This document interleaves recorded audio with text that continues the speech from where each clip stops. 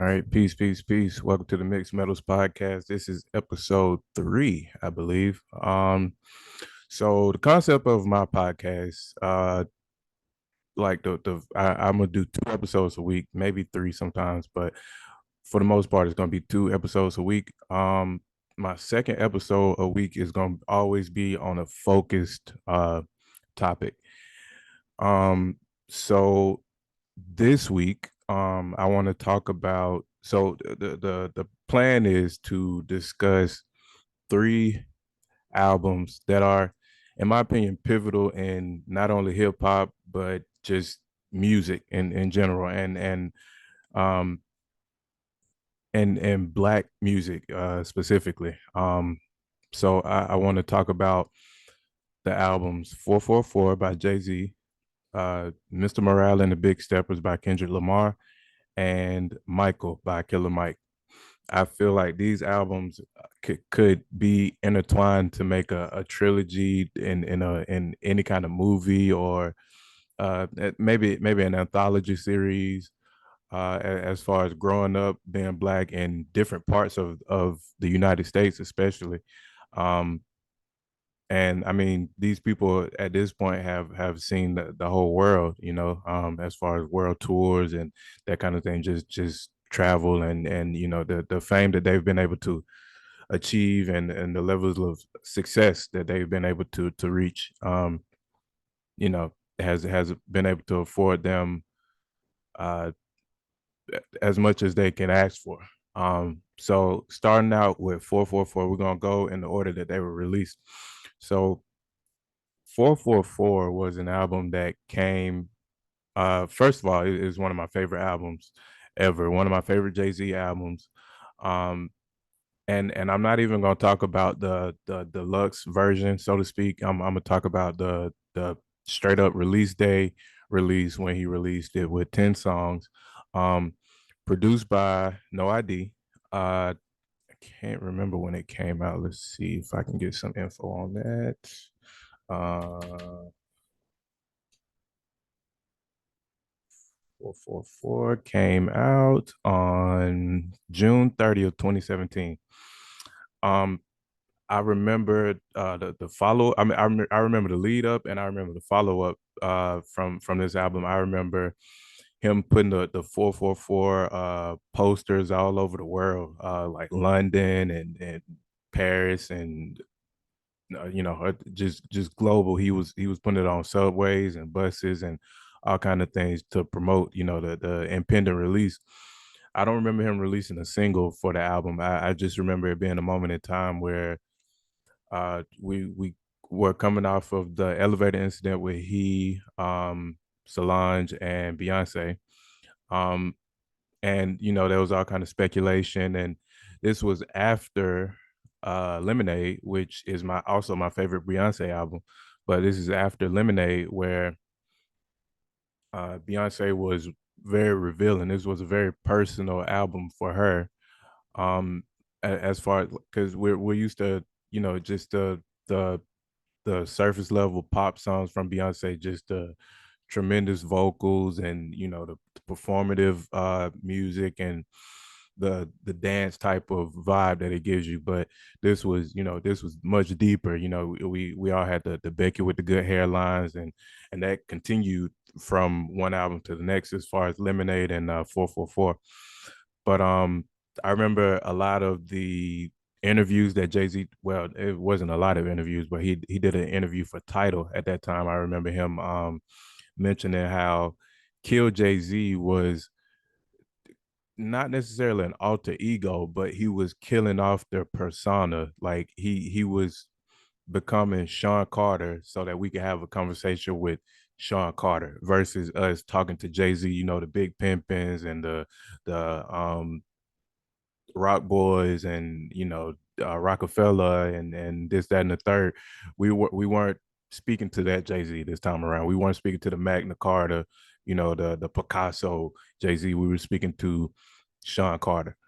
Um, and I thought that Kill Jay-Z was very, very, like, personal, very pivotal, very poignant in getting the message across as the intro. Jay-Z has definitely been known for his intros. Has one of the greatest intros of all time on Dynasty. Uh, but as far as Kill Jay-Z, he mentioned some things in this album, on this song rather, that he had mentioned before, but he was mentioning it, just more personally this time around. And You Must Love Me, he mentioned, like, he told the story of him shooting his brother, but in Kill Jay-Z, he questioned it. He's I mean, you shot your own brother. How could we know if we can trust Jay Z? You know what I mean? As far as that goes, he was questioning the character that he had become. Not the character, but he was questioning the persona that he had become, I guess.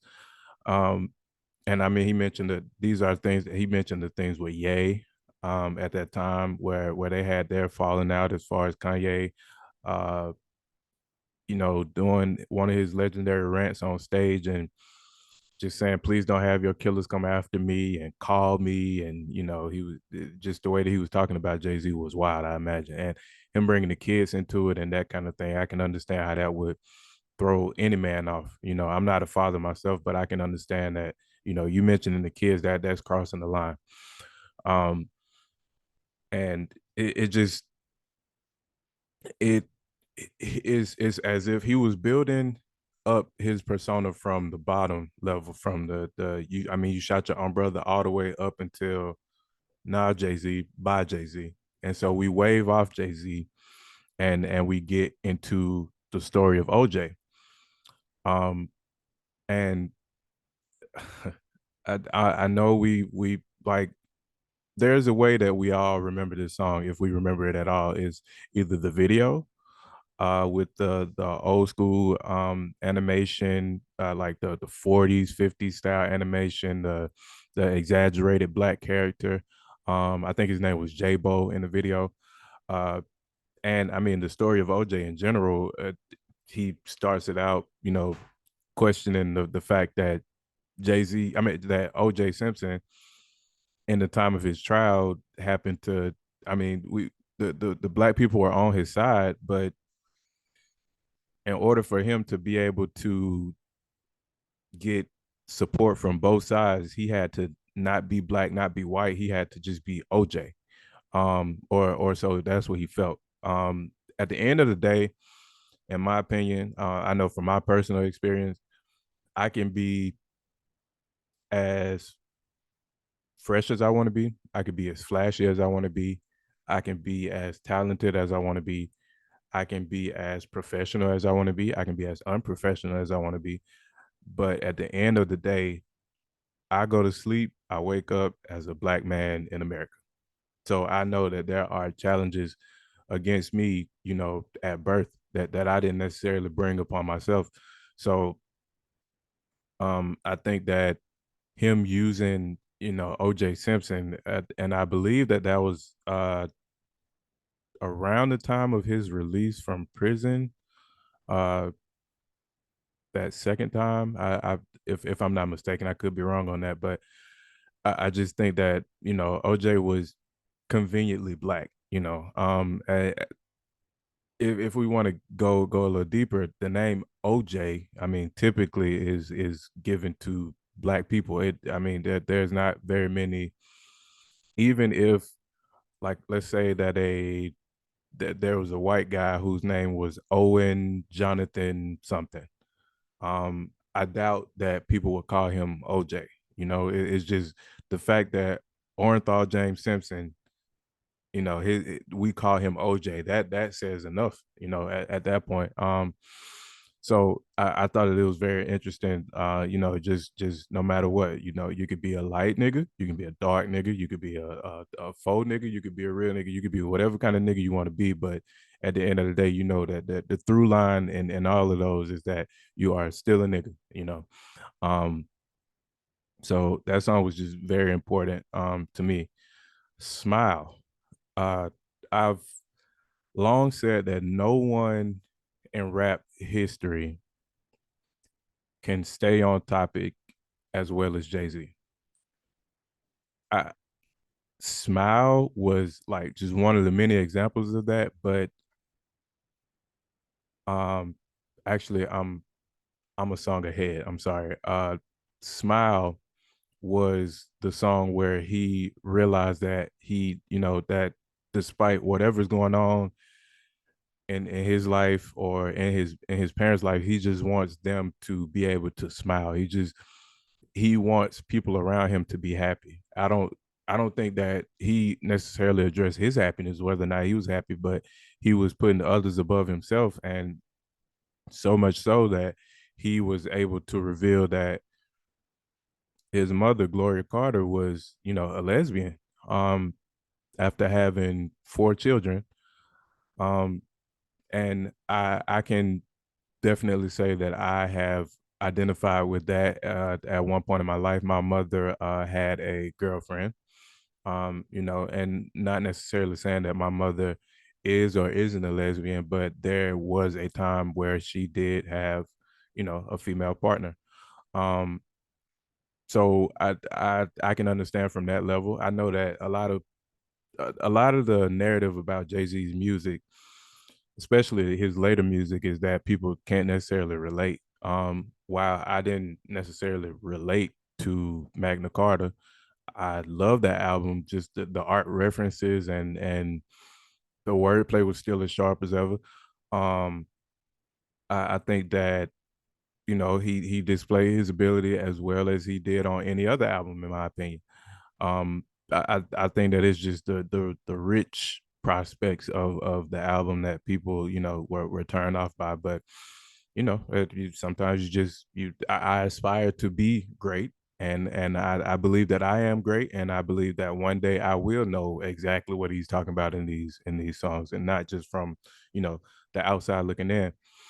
So uh that was just a very very deep moment. I'm sure that he had to have a tough conversation with his mom as far as, does she feel comfortable with him putting that out to the public.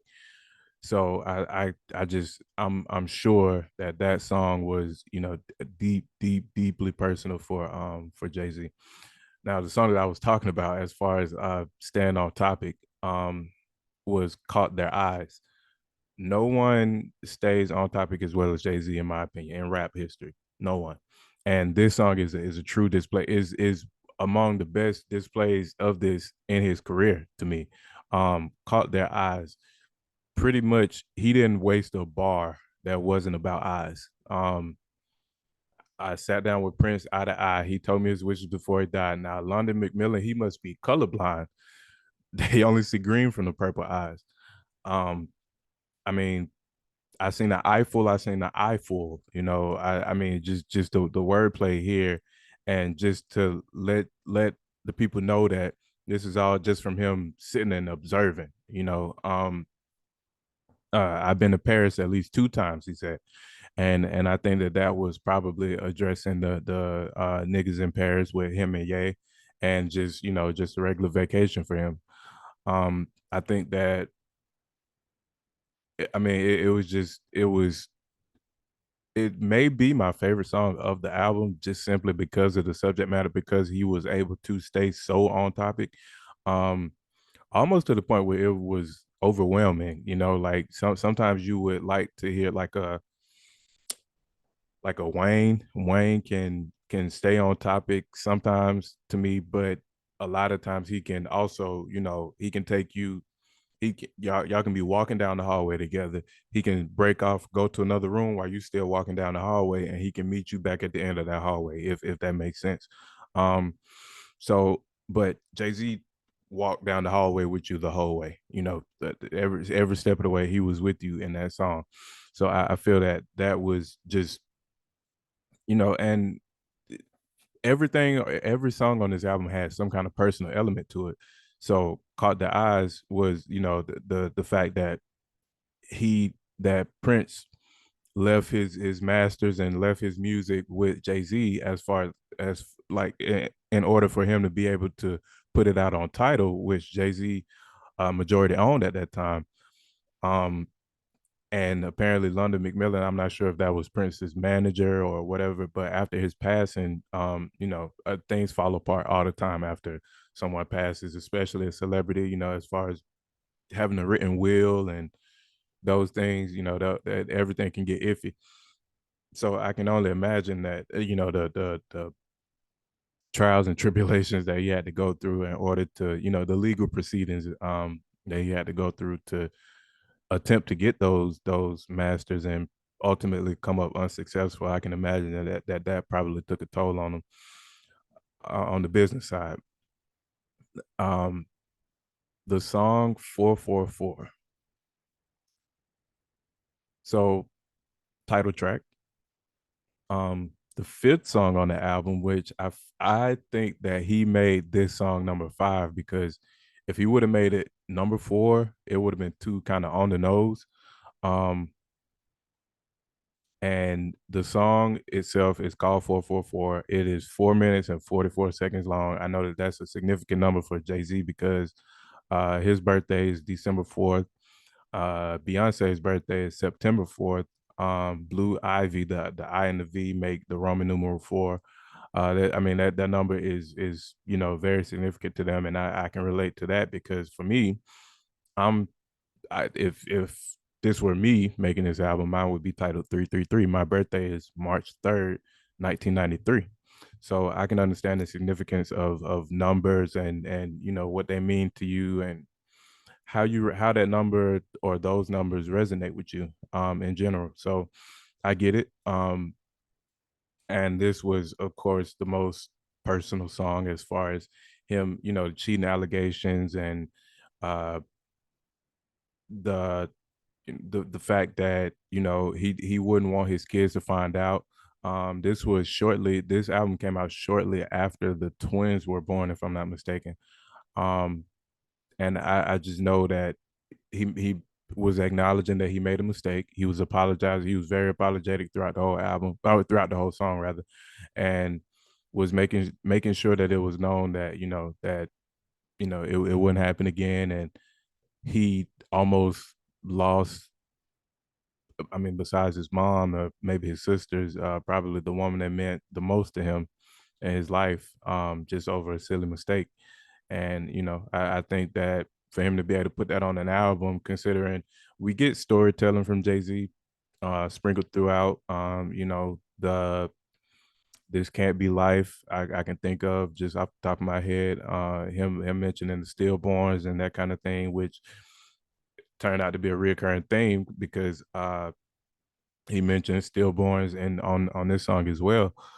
And he was saying that it was because her body wouldn't accept what his body was given to her because of what was going on with him. And that's very very powerful. That's a spiritual connection versus it being just physical. And I just think that this song was just I mean, it was a beautiful beautiful beautiful song. And even the sample, I'm never gonna treat you like I should, and I don't think that meant I'm never again going to treat you like I should. But I think that meant, like, as far as, because I, made this mistake here, it's never going to be, I can never, it will never amount up to what it should be, So I don't think that meant that, that he'll do it again or anything like that. I think that meant the opposite, if anything. Um, Family Feud is where we first hear Beyonce. The only song with Beyonce on the album. Um, Nobody wins when the family feuds. We all lose because we never had the tools. We all screwed because we never had the tools. I'm trying to fix you. I'm trying to get these niggas with no stripes to be official. Um, the family that he was talking about is the royal we, I guess you could say. As so he was mentioning us, as far as black people. Why are we beefing? Why are we taking shots at each other instead of building with each other? Why is hip hop where death happens so often at the hands of others? Why is hip hop where we have so many disagreements? Why is hip hop where we seem to not be able to get along because of what side of town we grew up on, or this, that, and the third? why does it have to be hip hop? You never hear of rock stars having any kind of beef and it going to leading to shootings or any kind of stabbings or anything like that. You never hear. Well, I mean, I'm sure that there are like people of other genres that have been robbed or this that, and the third, but we rarely hear those stories. We always hear of safe travels, Pop Smokes, and the Triple X, and um, anyone who was killed senselessly, um, because of what they had, because of jealousy and those things. Those things, the kind of things that get us killed and murdered in hip hop, seem to not exist in any other genre of music.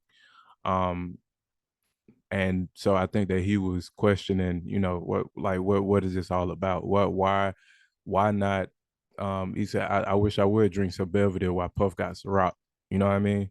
Puff, another black billionaire, and this. Why would I drink Belvedere, which I'm sure some rich white man who we have never seen and will never see is profiting off of that when Puff is right here down the road.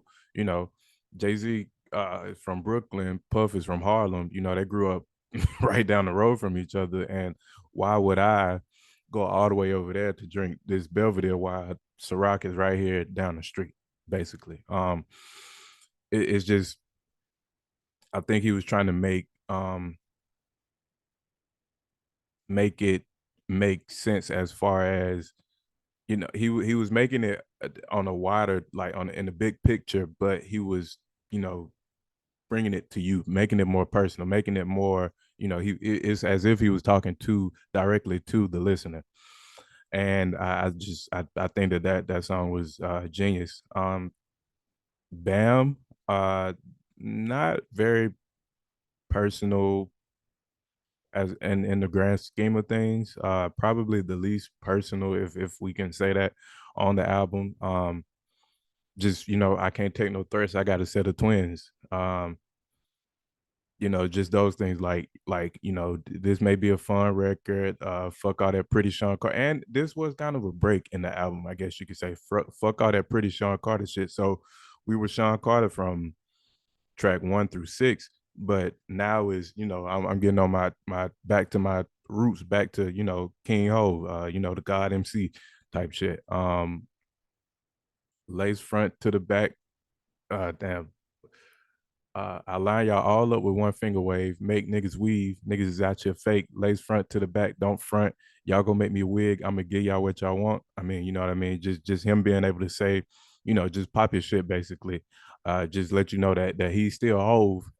Just but Jay-Z, as far as he's concerned, is not who is making this album for you. It can be Hove at times, which he displayed and on several verses across the album. But at the end of the day, he's Sean Carter. But just I feel like track 7 was just a small break from that moment. Um, the Moonlight record was addressing not the Grammys, the Oscars, I believe. I don't really know the whole story of the Moonlight thing. Or Moonlight as far as the Oscars. I just know that him referencing, y'all stuck in La La Land.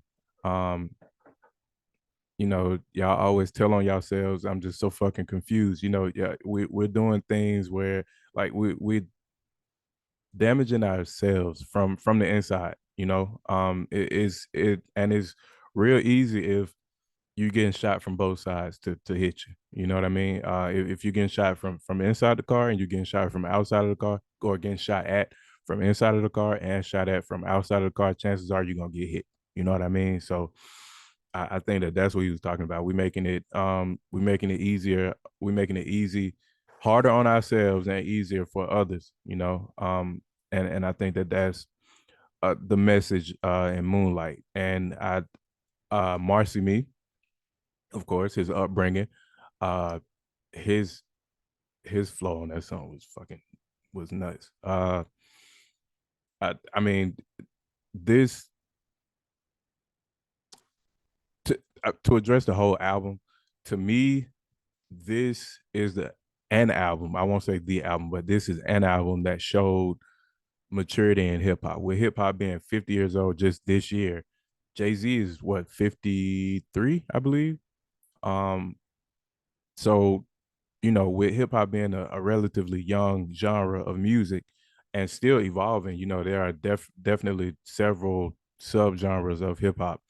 Um, you got the drills and the traps and those kind of things, electronic hip hop and so with hip hop being where it is, uh, still kind of in his younger phases. I won't necessarily say in his infancy, but in his younger phase of life, um, he had to let you know that where he comes from in general. Hip hop started in the Bronx, in New York, right down the road from where Jay Z grew up in Marcy Projects in Brooklyn. Um, so he was just letting he went all the way back when Ratchet was Ratchet and the Vixen was the Vixen and Jay was alive. I was mixing.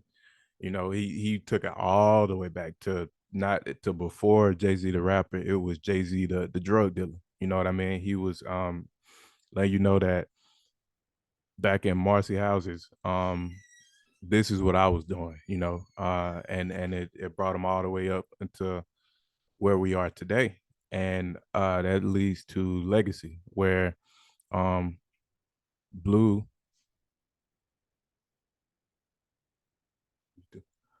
um where Blue was questioning Daddy, what's a will, and him like verbally leaving his will to his kids and his family. And I just you know so we start at Kill Jay Z.